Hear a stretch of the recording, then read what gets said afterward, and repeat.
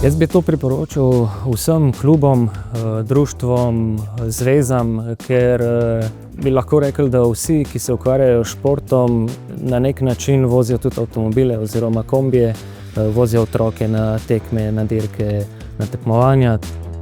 Zato je pomembno dati informacijo, pod kakšnimi pogoji se lahko opravijo prevoz, organiziran prevoz skupin otrok, da je seveda to varno za otroke.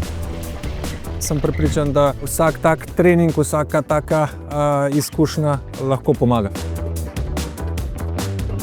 V okviru vsebin, ki niso strogo vezane na posamezne športne panoge, se pripravlja nek načrt, da se izvedejo tovrstna usposabljanja tudi za ostale športe, ki so veliko na cesti.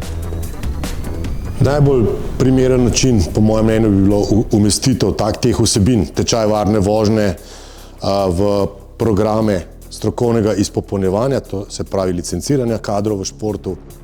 Vse v bistvu, kar je nekako organizirano, da se nekam pelje, bi bilo dobro, če bi vozniki teh vozil se v osnovi poznali elemente varne vožnje. Tudi z Olimpijskim komitejem Slovenije razmišljamo o tem, da bi razširili tovrstna usposabljanja še na ostale zveze in klube, ker tudi oni se zavedajo, da to je lahko neka zelo, bom rekel, dodana vrednost. To je vsebina, ki jo sigurno potrebuje vsak trener, ki opravlja prevoze poleg treningov.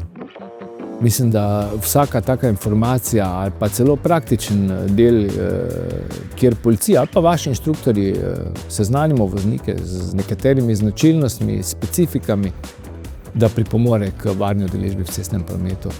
Jaz mislim, da z naše strani najbolj pomembno, da vsakmu toplo priporočaš, da se udeleži tazga tečaja, pa tudi sam, da se ga čim večkrat ponovi.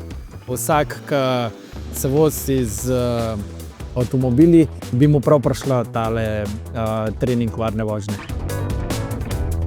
Avtomoto zveza Slovenije je po mojem mnenju edina primerna za izvajanje takih vsebin, kajti ima vse kadre, infrastrukturo in znanje, kajti pozna tako potrebe v prometu kot tudi značilnosti v športu.